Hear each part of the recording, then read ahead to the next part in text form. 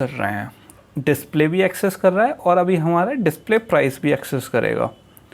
लेकिन जो हमारे ये दो मेथड हैं, डिस्प्ले एंड डिस्प्ले प्राइस, ये प्राइवेट इसलिए हैं क्योंकि इन्हें कोई और एक्सेस नहीं कर रहा है, राइट।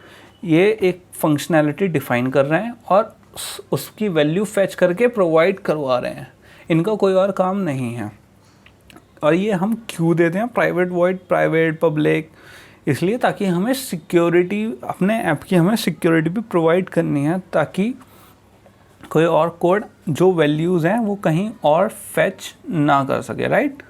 ये हमें फैच नहीं, मतलब इसकी सिक्योरिटी प्रोवाइड करनी है। एक और दूसरी बात, जब आप ये कोड कॉपी पेस्ट करोगे तो ये जो नंबर फॉर्मेट है, हो सकता है यहाँ पे एरर दिखाए यहाँ पे, राइट।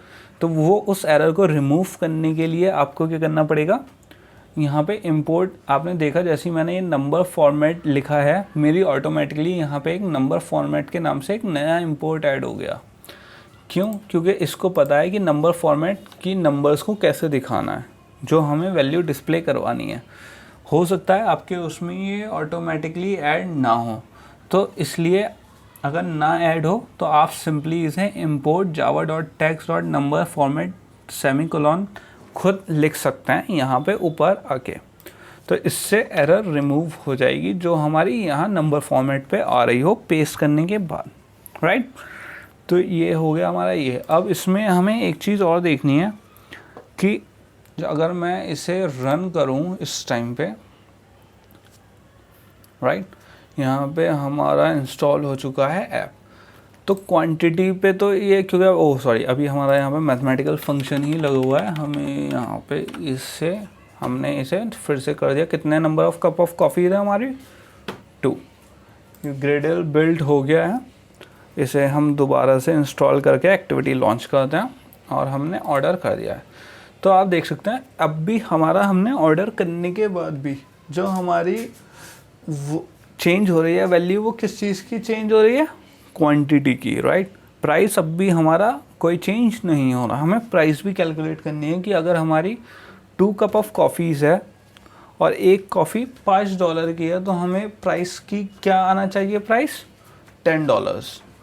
तो जो $10 है, कैसे करेंगे? तो हम इसके लिए क्या करेंगे, हमने ये मेथड बनाया था, इसको हमने अभी तक यूज़ नहीं करा है, तो हम इसे यूज़ करेंगे। डिस्प्ले, जैसे ही मैंने टाइप करा तो आप देख सकते हैं यहाँ पे आ गया डिस्प्ले प्राइस। डिस्प्ले प्राइस यहाँ पे ये आ गया, और मैं इसमें क्या लिख सकता हूँ, यहाँ पे आप नंबर्स भी लिख सकते हैं, बट हमें सिंपल क्योंकि कैलकुलेट करनी है इसकी वैल्यू, तो हम यहाँ पे लिख देंगे 2 × 5। तो इससे अब पहले हम रन करके देखते हैं कि इससे क्या डिफरेंस हुआ हमारे प्रोग्राम में, कि हमारे कोई चेंजेस हुआ या अब भी हमारी वैसी ही वैल्यू आ रही है। तो हमने इसे यहाँ पे स्टार्ट कर दिया है। अब ये क्वांटिटी 0, प्राइस 0 है। ऑर्डर क्लिक करने पे अभी तक सिर्फ हमारी क्वांटिटी चेंज हो रही थी, प्राइस की कोई वैल्यू चेंज नहीं हो रही थी। लेकिन अब जब मैं ऐसे ऑर्डर पे क्लिक करूँगा तो क्या हुआ है, हमने कितने कप ऑफ कॉफ़ीज़ ऑर्डर करी थी? 2। क्वांटिटी क्या थी उनकी? 2। और अब उसकी वैल्यू क्या आ गई? प्राइस कैलकुलेट होकर आ गया हमारे पास $10, राइट। तो इससे हमने क्या करा, उसका प्राइस ऑर्डर कैलकुलेट कर लिया। अब ये वर्क कैसे करा? अभी तक हमने यहाँ पे सबमिट ऑर्डर में एक मेथड को डिस्प्ले करवा रहे थे, लेकिन अब हमने 2 मेथड डिस्प्ले करवाया, राइट। एक डिस्प्ले और एक डिस्प्ले प्राइस। डिस्प्ले यहाँ पे हमने डिफ़ाइन करा था और डिस्प्ले प्राइस हमने यहाँ डिफ़ाइन करा। तो जैसे ही हमने यहाँ पे क्या करा था, टेक्स्ट बटन को क्या करा था, ऑन सबमिट ऑर्डर पे एक मेथड डिफ़ाइन करने के लिए कहा था यहाँ पे, कि जैसे ही ऑन क्लिक की क्या होता है, एक एट्रीब्यूट होता है जो क्या देखता है कि जैसे ही हम बटन पे क्लिक करें वो किसी जगह फंक्शनैलिटी करे, कि ये पकड़े इस बात को कि हम उस पर क्लिक कर रहे हैं, या तो टच पे या फिर माउस से, राइट।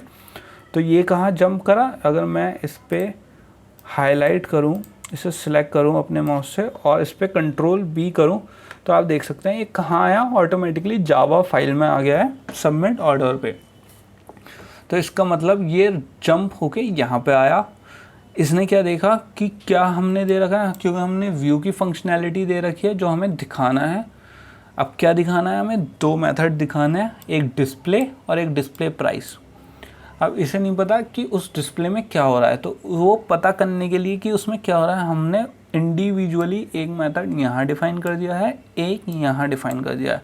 तो जैसे ही इस लाइन पे रन आया तो वो सबसे पहले किस पे गया, डिस्प्ले पे। डिस्प्ले पे जाके वो डिस्प्ले के मेथड पे गया, डिस्प्ले के मेथड पे उसने इंफॉर्मेशन फेच करी, ढूंढा कि कौन सी वैल्यू को चेंज करना है। तो हमने यहाँ पे आईडी दे रखी है क्वांटिटी टेक्स्ट व्यू, वो वहाँ पे गया, उसने वहाँ पे वैल्यू सेट करी और फिर दोबारा रिज़ल्ट दिया। ये काम इतनी तेज़ी से होता है हमें पता नहीं चल रहा, बट ये स्टेप बाय स्टेप रन होता है। फिर वो कहाँ पे आया, डिस्प्ले प्राइस पे। डिस्प्ले प्राइस पे आया, फिर उसके मेथड पे गया, उसके मेथड को फाइंड करा कि कहाँ चेंज करना है हमें, प्राइस टेक्स्ट व्यू पे। और प्राइस टेक्स्ट व्यू कहाँ था हमारा, अगर मैं इसे कंट्रोल बी करूँ तो ये कहाँ जाएगा, यहाँ पे, राइट। प्राइस की जो वैल्यू थी हमें वो चेंज करना था, तो हमने इसकी आईडी दे रखी थी प्राइस टेक्स्ट व्यू, तो ये यहाँ पे चेंज हो गया है, राइट। तो हमारा ये पूरा हो गया। इस चीज़ को, जो नीचे का पार्ट है उसको हम बाद में डिस्कस करेंगे। आपने अब इसमें एक अभी हमारे उसमें प्रॉब्लम रह गई है कि जो हमारी number of cup of coffees है वो हम जब तक इनिशियली उसे डिफ़ाइन नहीं करते हैं तब तक वो चेंज नहीं होगी। अगर किसी को एकदम से हमारी वैल्यू चेंज हो गई, 2 number of cups of coffee ना पी के उसे एकदम से 5 या 4 या कुछ और पीनी है, तो वो डिफ़ाइन नहीं हो पाएगी, राइट। तो उसके लिए हम क्या यूज़ करेंगे, वेरिएबल। वेरिएबल क्या यूज़ होता है, वेरिएबल एक वेरिएबल इसलिए यूज़ करते हैं ताकि वो चेंज, जब वैल्यू चेंज होती है तो हम उसके हिसाब से, जैसे नंबर ऑफ़ कप कॉफ़ी एकदम से 2 से ना होके 6 की ज़रूरत पड़ रही है हमें, तो हम वो वैल्यू यूज़ कर सकते हैं विदाउट इनिशियल, हमें बार बार इनिशियलाइज नहीं करना पड़ेगा, वो खुद कैलकुलेट करेगा। तो अब हम इसमें वेरिएबल अप्लाई करेंगे। तो अभी तक हमने क्या यूज़ कर रहे थे, लिटरल्स। लिटरल्स क्या होता है, अब हम क्या करेंगे, वेरिएबल यूज़ करेंगे, बट इससे पहले अभी हम क्या यूज़ कर रहे थे, लिटरल। लिटरल्स क्या होते हैं, जो एक फ़िक्स वैल्यू होती है जहाँ पे हम हमने डिस्प्ले की क्वांटिटी ऑलरेडी सेट कर रखी थी कि number of cup of coffees कितने हैं, 2 हैं, तो वो क्या होता है, लिटरल, जिसकी हमने इनिशियल वैल्यू ऑलरेडी एक फ़िक्स वैल्यू होती है जिसको हम चेंज नहीं कर सकते, राइट। तो हम इसको, जो वैल्यू होती है लिटरल में क्या होती है, अब क्वांटिटी हमने क्या कर रहे थे, अभी तक लिटरल यूज़ कर रहे थे, उसमें हमारी क्या थी, क्वांटिटी क्या थी, 2। जब हमने प्राइस फिक्स, प्राइस भी हमारा क्या था, फिक्स, 2 × 5। और हम इमेजिन कर सकते हैं कि अगर कोई बंदा अपना कप नहीं लेके आया या हमें उसे एज आ पेपर कप पे भी चार्ज करना है, तो $2 हमने उसे कप पे भी चार्ज कर लिए कि आप पेपर कप प्रोवाइड करने के लिए, क्योंकि वो एनवायरनमेंट फ्रेंडली है, तो हम उसे $2 उस पर भी चार्ज करेंगे। तो हमने किस में यूज़ करते हैं, लिटरल्स में। लेकिन इसमें हमें प्रॉब्लम क्या थी कि हमारी एक फ़िक्स क्वांटिटी फिक्स थी जिसे हम चेंज नहीं कर सकते थे अपने कन्वीनियंस के हिसाब से।